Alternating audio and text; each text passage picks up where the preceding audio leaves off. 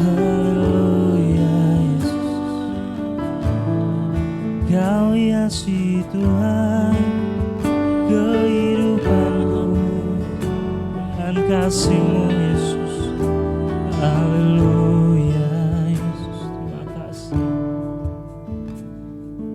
Kau hiasi kehidupanku dengan kemurahan-Mu.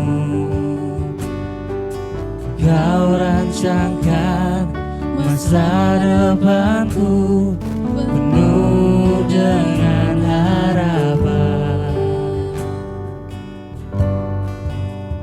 Aku ada saat ini semuanya karena kasih-Mu. Aku hidup hari ini semua berkat kemurahan-Mu.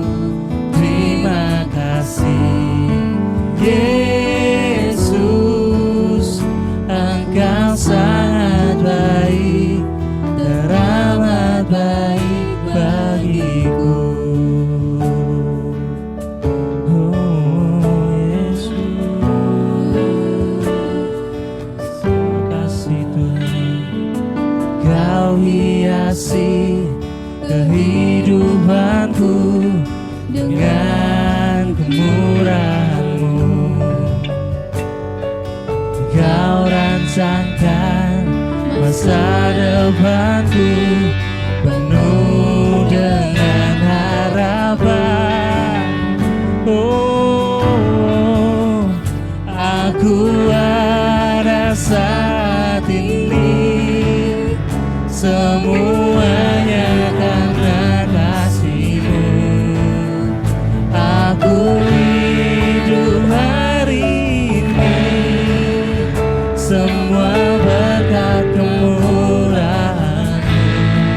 Terima kasih Yesus, Engkau sangat baik, teramat baik. Aku ada saat ini semuanya karena kasih-Mu. Aku hidup hari ini semua berkat kemurahan-Mu. Terima kasih Yesus, Engkau sangat baik, teramat baik bagiku. Terima kasih Tuhan Yesus, kami mengucap syukur. Kau Tuhan baik, Kau teramat baik Tuhan. Oh, tiada seperti-Mu, kami mengucap syukur.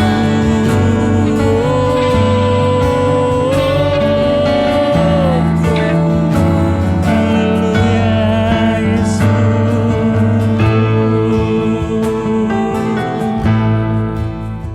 Aku ada saat ini semuanya karena kasih-Mu. Aku hidup hari ini semua berkat kemurahan-Mu. Terima kasih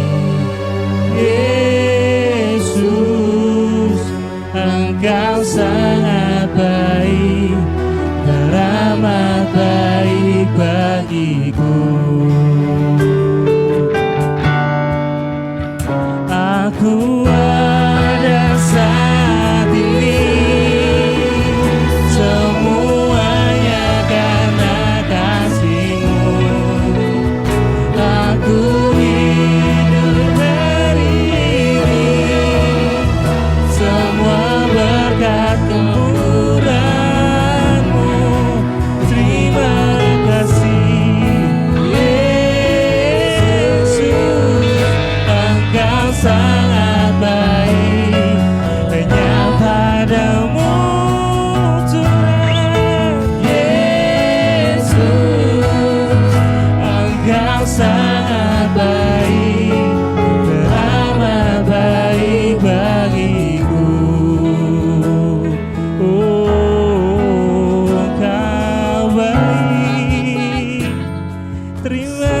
kasih Yesus. Haleluya, Kau baik Tuhan, Kau setia, tak pernah tinggalkan kami Tuhan. Kami percaya kepada-Mu, Kau Allah yang baik Yesus. Oh, teramat baik, teramat baik kasih-Mu, hiasi Tuhan hidup kami. Oh, harapan kami di dalam-Mu, hanya Kau Yesus Tuhan, hanya Kau Tuhan Yesus. Ku percaya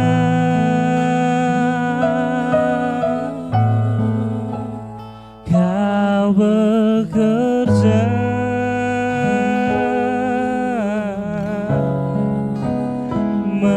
mendatangkan kebaikan di hidupku.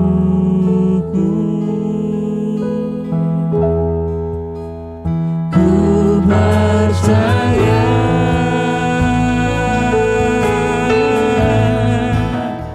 Kau bekerja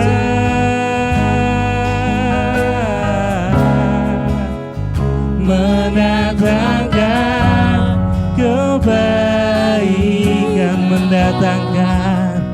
mendatangkan kebaikan.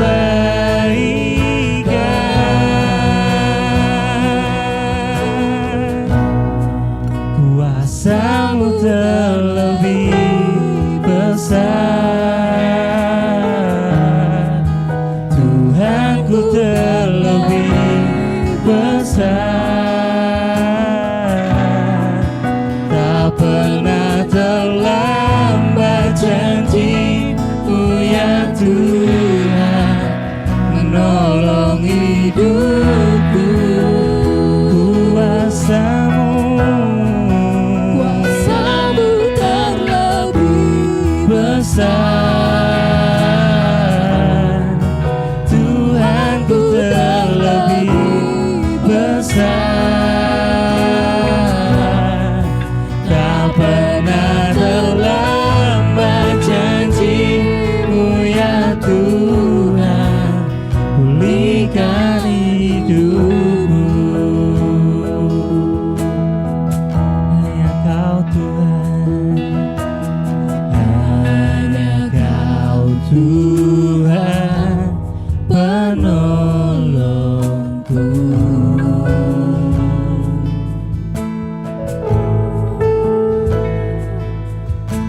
Yang selalu setia bersamaku.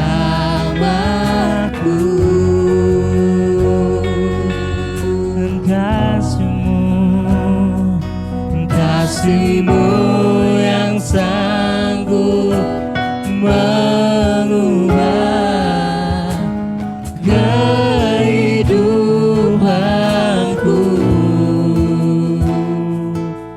Sungguh ku berserah,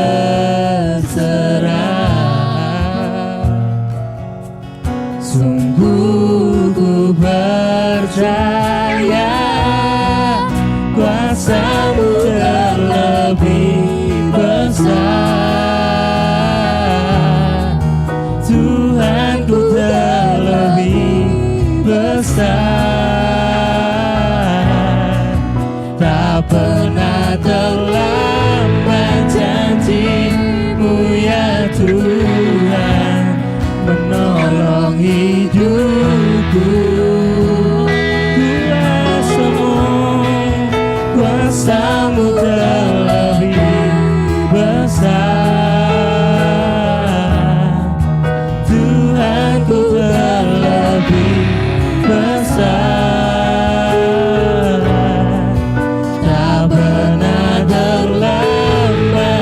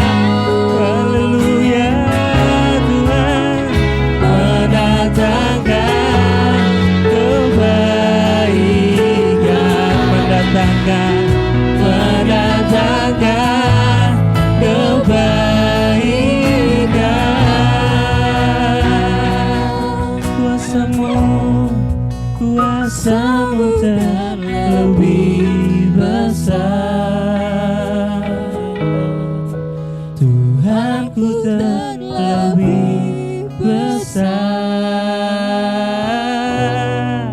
Tak pernah terlambat janji-Mu ya Tuhan. Nolong hidup kuasa-Mu. Kuasa-Mu Tuhan. Haleluya. Kau terlebih besar. Tak pernah terlambat janji-Mu ya Tuhan. Pulihkan hidupku. Tak pernah terlambat Tuhan. Tak pernah terlambat janji-Mu ya Tuhan. Pulihkan hidupku. Tak pernah terlambat Tuhan.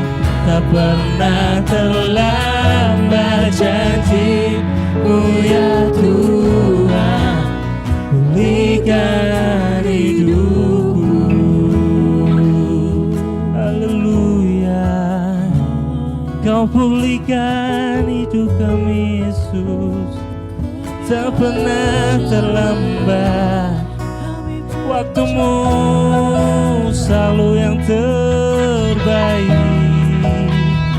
Terima kasih Yesus.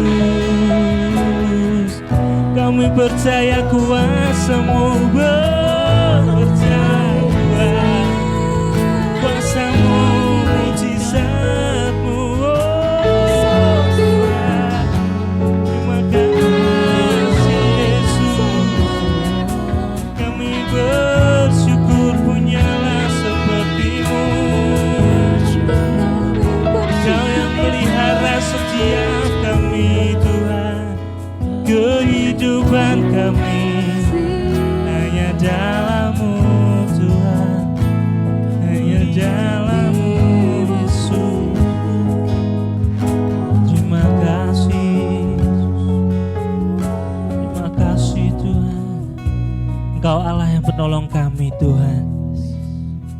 Hidup kami semua karena kemurahan-Mu. Engkaulah harapan kami. Tidak ada yang lain. Kami percaya waktu-Mu tak pernah terlambat buat kami. Kalau selama ini Engkau pelihara setiap kehidupan kami pun percaya di waktu-waktu sulit sekarang ini Engkau tetap memelihara setiap kehidupan kami Yesus. Kami tak pernah berkekurangan, kami tak pernah terlambat mengalami setiap mujizat kasih-Mu Tuhan di dalam kehidupan kami. Kami mengucap syukur Tuhan. Di rumah kami masing-masing bersama keluarga kami mengucap syukur. Kami ucapkan terima kasih Yesus.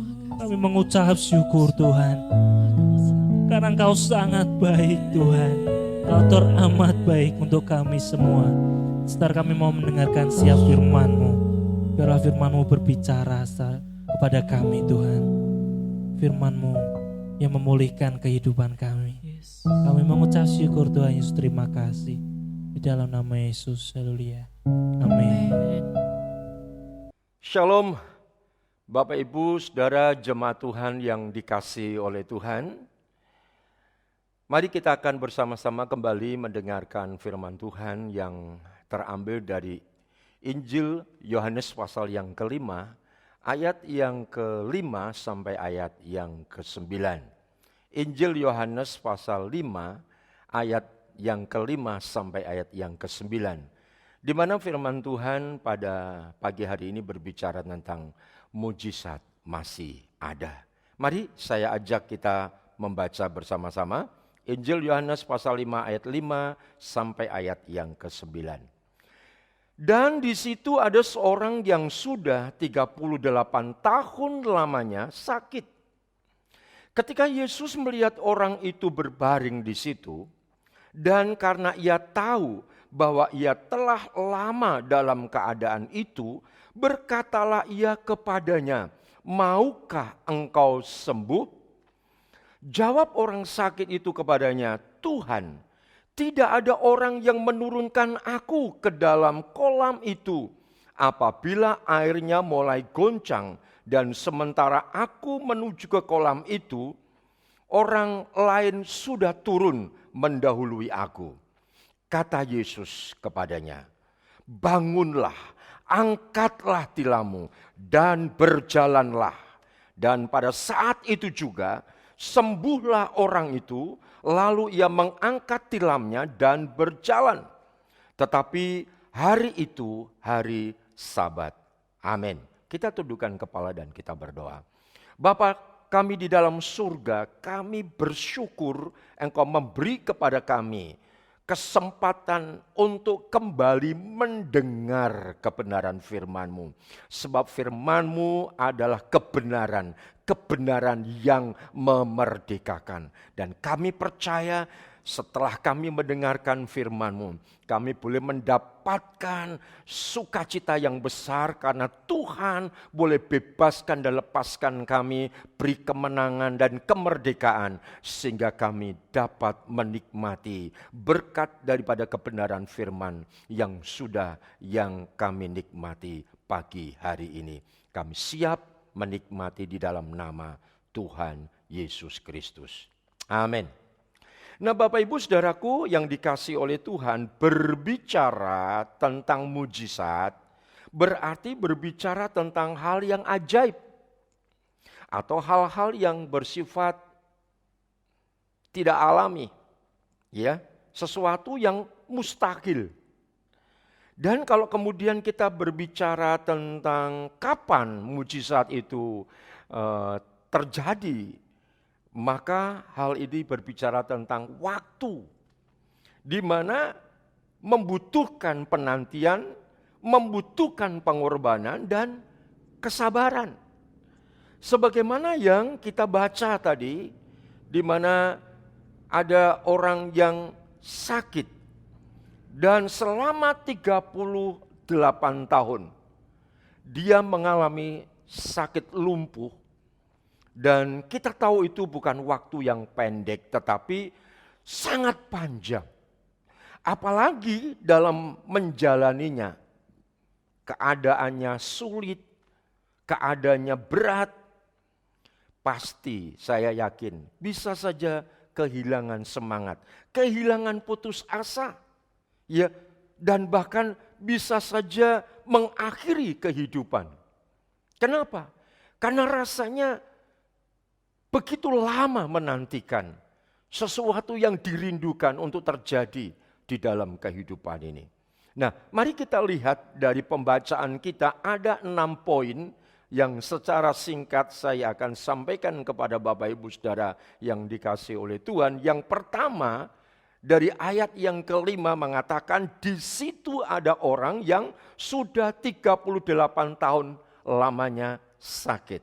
Nah, Bapak Ibu Saudara, yang perlu kita harus sadari bahwa setiap orang itu menghadapi apa yang namanya persoalan. Ya, dalam konteks pembacaan kita di sini ini bicara tentang persoalan sakit penyakit. Tetapi Bapak Ibu Saudaraku, bisa saja kita juga mengalami bukan soal sakit penyakit. Mungkin soal ekonomi, soal pekerjaan. Mungkin soal keluarga, mungkin soal-soal yang lain yang bisa saja menimpa dalam kehidupan kita. Sebagaimana yang kita pelajari pada pagi hari ini. Nah, yang perlu kita sadari bahwa persoalan itu bisa saja terjadi di dalam kehidupan kita oleh karena 3 hal. Yang pertama memang karena kesalahan kita. Contohnya anak yang terhilang. Yang menciptakan suatu persoalan dan masalah dalam hidupnya. Karena apa? Karena ia memang sengaja berfoya-foya menghabiskan harta bendanya dan sehingga dia mengalami penderitaan dan kesusahan. Yang kedua bisa saja juga terjadi disebabkan oleh karena lingkungan, oleh karena orang lain. Ya, dan kita bisa lihat juga di dalam kisah para rasul, di mana Paulus dan Silas masuk di dalam penjara, dia disiksa dan menderita. Bukan karena dirinya, tetapi karena lingkungan sekitarnya. Ada juga karena faktor X. Contohnya Ayub. Ayub ini harus mengalami sesuatu yang sangat-sangat membuatnya menderita. Karena harta bendanya, anaknya meninggal. Dan bahkan ia ditinggalkan istrinya. Saudaraku yang dikasih oleh Tuhan, ini persoalan yang bisa saja terjadi dan menimpa di dalam kehidupan kita. Itulah sebabnya perlu kita sadari, kalau hari ini kita sedang menghadapi persoalan, berarti memang itu sesuatu hal yang wajar, yang memang terjadi di dalam kehidupan kita. Setiap orang dimanapun juga berada. Yang kedua, ayat yang ke-6 mengatakan bahwa ketika Yesus melihat orang itu berbaring di situ dan karena ia tahu. Nah, dari bagian yang kedua ini bicara tentang Tuhan itu tahu keadaan setiap orang. Iya. Tuhan tidak hanya sekedar tahu, tetapi Tuhan benar-benar dapat memahami kondisi keadaan yang dialami oleh orang yang sakit lumpuh selama 38 tahun ini. Maka di sini kita bisa temukan bagian yang kedua ini, yaitu yang pertama kita harus percaya bahwa Tuhan selalu mengetahui keberadaan kita. Ketika kita dalam kesusahan, ketika kita sedang menghadapi masalah, ketika kita sedang melakukan sesuatu hal dimanapun kita berada, bahwa Tuhan itu tahu keadaan kita. Iya. Kata ketika Yesus melihat itu berarti Yesus memperhatikan. Ya, Yesus memperhatikan, bahkan saya melihat di sini kata karena ia tahu, berarti sebenarnya tahu bukan sekedar melihat, tetapi tahu karena memahami. Ada satu contoh di dalam Lukas pasal yang ke-19 ayat yang ke-5. Bicara tentang siapa? Tentang Sakius. Ketika itu Sakius mendapatkan perhatian khusus dari Tuhan karena Sakius memang membutuhkan pertolongan dari Tuhan. Sakius perlu diselamatkan. Itulah sebabnya Yesus berkata kepada Sakius ketika dia naik di atas pohon, dan Yesus berkata, "Sakius, segeralah turun, sebab hari ini aku harus menumpang di rumahmu." Dan nanti kalau kita membaca ayat yang lain, selanjutnya kita temukan hari ini terjadi keselamatan atas rumah ini, atas keluarga di tempat ini. Bapak Ibu Saudaraku yang dikasihi oleh Tuhan, berarti memang kita perlu memahami bahwa ada waktu kapan Tuhan secara khusus memperhatikan kita. Ya, ada waktu khusus di mana Tuhan memperhatikan apa yang menjadi kebutuhan dan keperluan dalam hidup kita. Makanya kita perlu menunggu. Ya, perlu menunggu. Sebab apa? Sebab Tuhan itu punya rencana, Tuhan itu punya sesuatu yang ingin Tuhan genapi di dalam kehidupan kita orang yang percaya, sesuai dengan kehendaknya. Contoh misalnya di dalam Yohanes pasal yang ke-11. Lazarus dibangkitkan. Kalau kita membaca sepanjang ceritanya, kita menemukan pada waktu itu kakak-kakaknya, Marta dan Maria, sempat menulis surat yang ditujukan kepada Yesus yang pada waktu itu ada di tempat yang berbeda. Dan apa yang terjadi? Waktu berjalan. Sementara ketika Yesus menerima surat itu, Yesus membaca dan Yesus berkata kepada murid-muridnya, "Kita tidak harus hari ini datang ke sana. Karena ada sesuatu yang akan Tuhan lakukan, Tuhan kerjakan melalui peristiwa ini." Dan betul apa yang terjadi, 4 hari Lazarus sudah dikubur, masuk di dalam kuburan. Saudara, Kita melihat di sini bahwa Tuhan sengaja tidak datang ketika Lazarus masih sakit. Ketika Lazarus sedang dalam keadaan yang sangat membutuhkan pertolongan. Tetapi Tuhan izinkan. Baru hari yang keempat Yesus datang. Dan Yesus melakukan mujizat. Sesuatu yang luar biasa. Yesus berkata kepada Lazarus yang pada waktu itu sedang dalam keadaan, saudaraku, dalam keadaan tertutup dengan kain kafan, tergeletak, dan Yesus berkata, bangun, bangun. Saudara, apa yang terjadi? Mujizat terjadi. Tapi itu 4 hari setelah kematian. Dengan kata lain, bahwa Tuhan itu mengizinkan hal itu terjadi oleh karena adanya proses yang memang Tuhan inginkan hal itu terjadi di dalam kehidupan kita. Yang ketiga, dari situasi kondisi seperti itu, apa yang dilakukan oleh Tuhan? Tuhan itu memberikan penawaran. Maukah engkau sembuh? Maukah engkau mengalami mujizat? Saudara, sebuah pertanyaan yang sebenarnya sering ditawarkan Tuhan kepada umatnya. Bahwa Tuhan selalu ingin memberikan kepada kita apa yang kita perlu. Contoh dalam Matius pasal yang ke-11 ayat 28. Marilah kepadaku semua yang letih lesu dan berbeban berat. Aku akan memberi kelegaan kepadamu. Bukankah ayat ini juga memberitahukan kepada Bapak Ibu Saudara dan saya bahwa Tuhan itu mengundang, Tuhan menawarkan diri untuk menolong kita. Tetapi yang menjadi persoalan di sini adalah apakah kita mendengar panggilan Tuhan?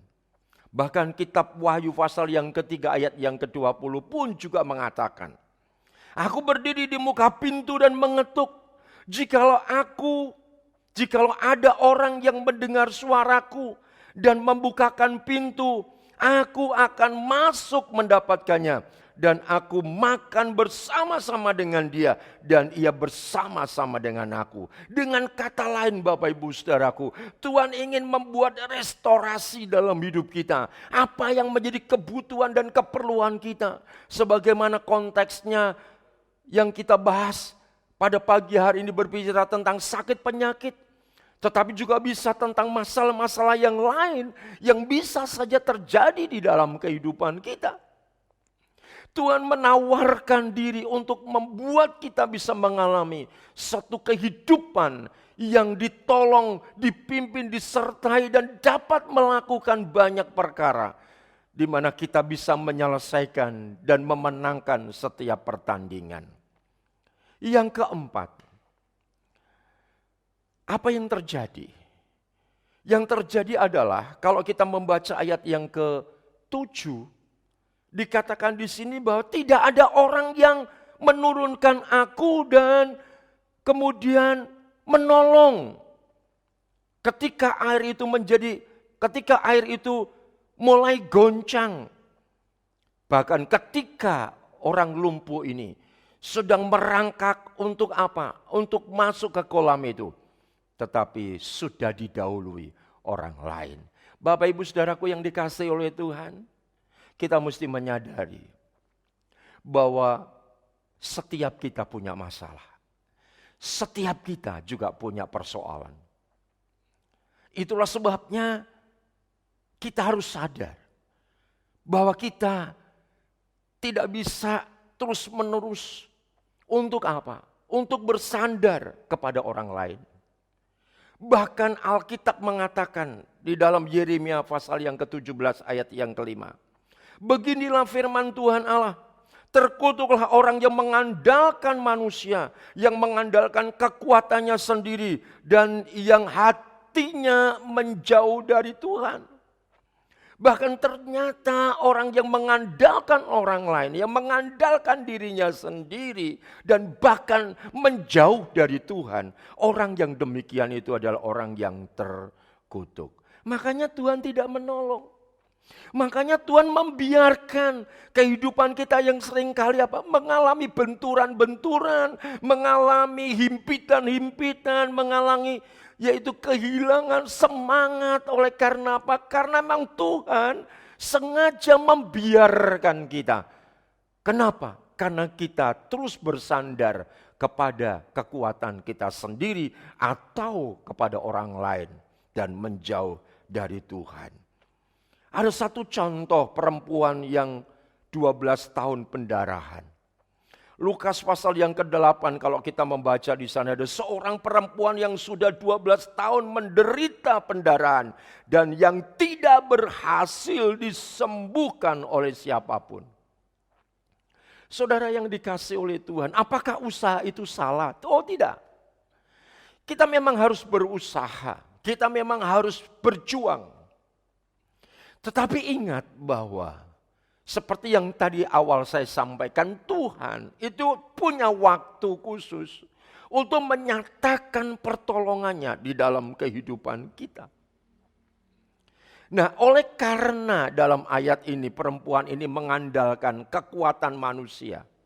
Dan dia tidak datang kepada Tuhan sampai tahun yang ke-12. Di tahun yang ke-12 ini perempuan ini mendengar berita tentang Yesus. Dia mendengar bahwa Yesus adalah Yesus yang berkuasa untuk menyelamatkan, berkuasa untuk menyembuhkan, berkuasa untuk melepaskan diri dari setiap kekuatan kuasa kegelapan. Maka kemudian ia dengan susah payah. Saya bisa membayangkan ketika itu. Dia berjalan dalam keadaan yang susah, yang sulit mendekati Yesus yang ketika itu dikerumuni oleh orang banyak. Mungkin dia berkata kepada si A, si B, Pak, Bu, tolong menyingkir sebentar. Karena aku ingin menjumpai Yesus. Kalau ketemu dengan orang yang baik, oh mari Bu, silakan Bu, Ibu sakit ya. Iya, saya sedang sakit. Oke Bu, mari silakan Bu.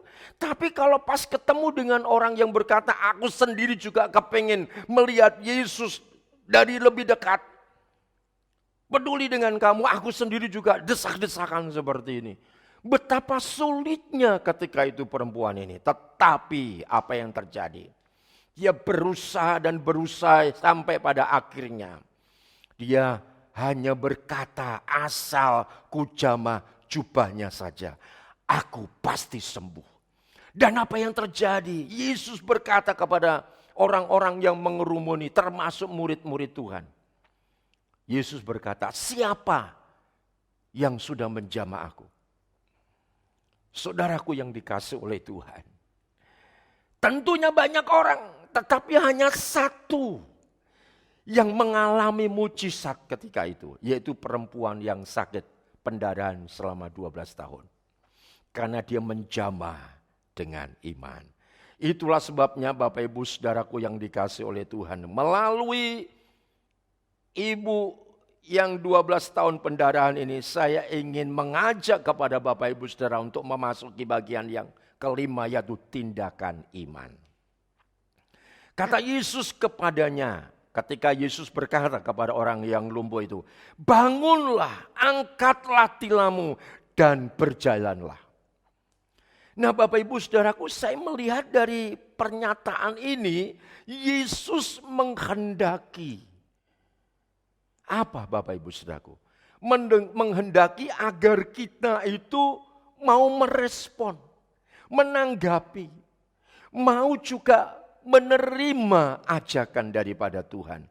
Makanya bangun, angkatlah tilammu.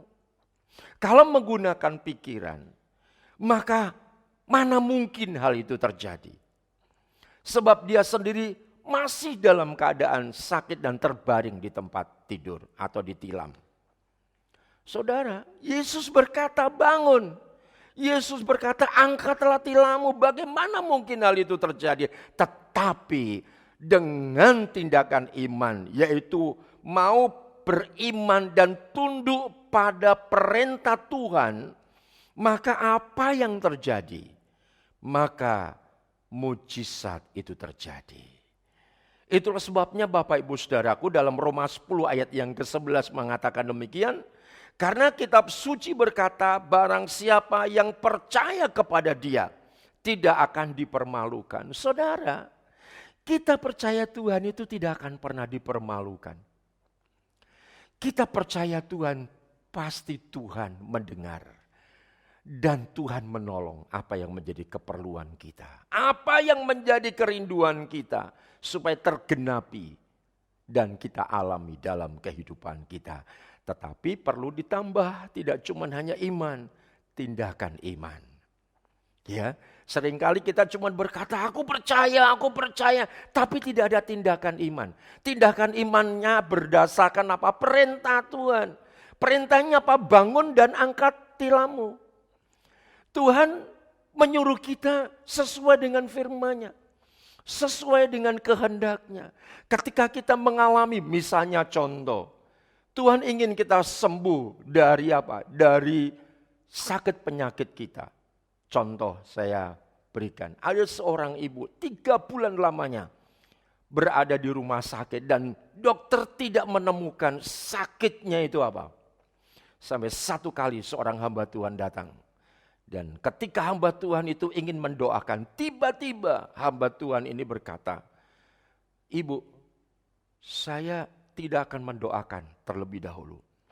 Tetapi saya ingin bertanya kepada ibu, apakah ibu menyimpan sakit kepahitan?" Lalu ibu itu tiba-tiba berteriak, "Oh tidak. Kenapa Bapak Ibu Saudaraku? Karena ternyata setelah didesak di mana hamba Tuhan ini berkata, kalau ibu tidak mau mengaku, saya tidak jadi mendoakan. Maka anaknya yang kebetulan itu menungguin, anaknya perempuan berkata, "Ibu, sudahlah, ibu mengaku saja. Sampaikan benar atau tidak apa yang dikatakan oleh Pak Pendeta." Lalu akhirnya ibu ini dengan air mata, dengan begitu berat sebenarnya dia ingin menyampaikan itu. Dan dia berkata, "Memang saya mengalami kepahitan yang begitu luar biasa. Karena apa? Karena suami saya selingkuh, suami saya meninggalkan saya. Makanya saya sakit." Nah, setelah ibu itu mengaku, hamba Tuhan ini berkata, "Sekarang ibu, ampuni suami ibu. Dan setelah itu saya akan doakan." Dan apa yang terjadi Bapak Ibu Saudara? Saat itu terjadi sesuatu yang luar biasa. Ibu ini yang 3 bulan lamanya di rumah sakit. Hari itu dia mengalami kesembuhan dari Tuhan. Dan dia hari yang ketiga setelah itu diizinkan untuk pulang karena ada pemeriksaan-pemeriksaan yang lain. Mujizat terjadi. Kenapa? Mau melakukan firman Tuhan, mengampuni, maka sembuh. Mungkin kalau persoalan yang lain saudara suka menipu sana sini misalkan begitu. Saudara mesti mengaku saudara sudah menipu, saudara sudah merugikan orang lain. Ya, satu kali demikian juga saya pernah melayani. Ada seorang yang berjualan onderdil. Ketika saya datang, seluruh tubuhnya itu penuh dengan borok, dengan bisul-bisul. Saya sendiri pada waktu ingin bersalaman, saya nggak berani bersalaman. Karena apa? Bisul-bisul semua. Lalu kemudian saya menanyakan, "Sudah dibawa ke dokter?" "Sudah." "Bagaimana hasilnya?"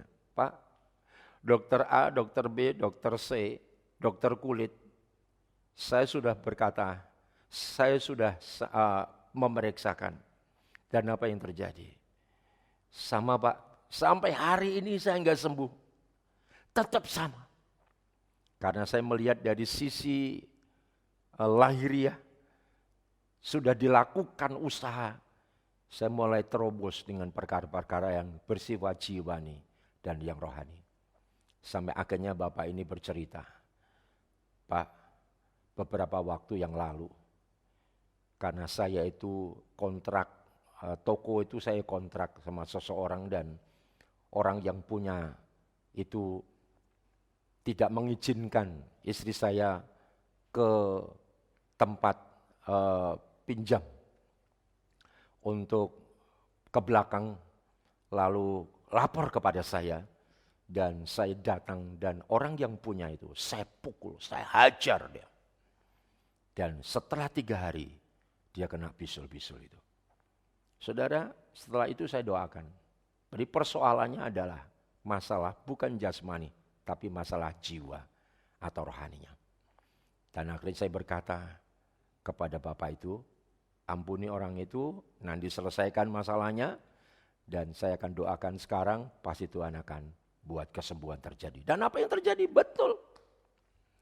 Setelah itu, dia mengalami mujizat dan terjadi kesembuhan. Ketika ada jemaat yang menikah, orang itu datang sampai saya lupa. Pak, ingat saya enggak? Waduh, saya lupa. Karena sudah kira-kira 6 bulan kemudian. Orang itu adalah rekanan usaha dengan jemaat di tempat kami yang menikah itu. Dan apa yang terjadi? Sembuh. Pak, lihat saya udah baik semua. Sembuh, Pak. Saudara yang dikasih oleh Tuhan. Lakukan apa yang jadi perintah Tuhan. Dan yang terakhir dikatakan apa? Dan pada saat itu juga sembuhlah orang itu. Lalu ia mengangkat tilamnya dan berjalan. Jadi Bapak Ibu Saudaraku, iman dan tindakan. Mantap. Pasti mujizat akan terjadi. Itulah sebabnya Bapak Ibu Saudaraku yang dikasih oleh Tuhan. Meskipun mujizat itu adalah kedaulatan Tuhan. Karena memang Tuhan yang bisa melakukan kemujizatan itu. Tetapi saya melihat dari contoh ini sebenarnya ketika Tuhan memberikan perhatian khusus, tidak ada sesuatu yang tidak mungkin terjadi. Contoh, Ibu Maria. Ketika itu dia berkata kepada Yesus, Yesus, tolong mereka. Mereka kehabisan anggur karena pada waktu itu ada pernikahan. Dan Yesus berkata, mau apakah engkau daripadaku, Ibu? Saatku belum tiba. Saudara, kalau kita melihat di sini sebenarnya belum waktunya Tuhan menyatakan mujizat. Tetapi terjadi enggak? Terjadi. Karena apa? Ayat yang kelima dari Yohanes pasal yang kedua. Dikatakan Ibu Yesus berkata kepada pelayan-pelayan, apa yang dikatakan kepadamu, buatlah itu. Berarti apa? Bapak Ibu Saudara, kita harus menunggu kapan Tuhan mau mengerjakan hal itu kepada kita. Yang penting di sini adalah ada unsur permohonan. Jadi Ibu Yesus memohon kepada Yesus. Lalu yang kedua unsur ketaatan, di mana Ibu Yesus tadi berkata, kalau nanti Yesus mengatakan apa kepada kalian, yaitu pelayan-pelayan, lakukan itu, maka akan terjadi. Jadi mujizat itu pasti akan terjadi kalau ada permohonan dan kita taat kepada perintah Tuhan, kepada apa yang diinginkan Tuhan kepada kita sesuai dengan firman-Nya yang diberikan kepada kita. Jadi Bapak Ibu Saudaraku, kesimpulannya adalah bahwa setiap kita pasti dapat mengalami mujizat Tuhan. Setiap kita pasti dapat mengalami pertolongan Tuhan. Sekalipun sekali lagi saya katakan itu kedaulatan Tuhan. Tetapi ketika kita mau memohon, terus memohon dan kemudian kita melakukan apa yang Tuhan mau inginkan atas kita, saya yakin dan percaya saatnya akan tiba. pertolongan Tuhan itu diberikan kepada kita. Apakah mujizat itu terjadi pada waktu itu juga? Apakah mungkin baru besok? Atau mungkin seminggu, sebulan, atau setahun yang akan datang? Tetapi yang pasti Tuhan turut bekerja untuk mendatangkan kebaikan bagi setiap kita. Maka saya mau katakan kepada Bapak Ibu Saudaraku, percayalah, yakinlah, hari ini ada mujizat bagi Bapak Ibu Saudaraku. Itulah sebabnya mari kita mau datang pada Tuhan. Kita mau serahkan hidup kita dan kita mau percaya Tuhan menolong kita sekalian. Mari kita sekarang tundukkan kepala dan kita akan berdoa. Bapa kami di dalam surga, kami datang kepadamu untuk menyerahkan kehidupan kami ke dalam tangan kuasa-Mu, di mana Engkau Tuhan selalu mendengar dan selalu memenuhi segala keperluan kami. Hanya kami mau tetap senantiasa menantikan Tuhan untuk menolong setiap kami. Kami mau dengan sabar, dengan tekun, apa yang Tuhan akan lakukan dalam kehidupan kami. Dan kami percaya Engkau pasti akan lakukan, karena tidak akan pernah terlambat dan tidak akan pernah terburu-buru, tetapi tepat pada waktunya Tuhan Engkau menolong kami. Dan kini tiba saatnya, mari Bapak Ibu Saudara, kita mau angkat kedua tangan kita dan terima rahmat Tuhan yang selalu baru setiap pagi, yang Tuhan sediakan bagi kita semua untuk mengalir di dalam roh, di dalam jiwa, di dalam tubuh, bahkan di dalam seluruh aktivitas di sepanjang hidup ini, dari sekarang dan sampai selama-lamanya. Di dalam berkat nama Bapa, Putra, dan Roh Kudus, Tuhan Yesus Kristus menyertai dan memberkati kita semua. Kita yang percaya berkata, amin. Amin. Tuhan Yesus memberkati kita semuanya. Semangat.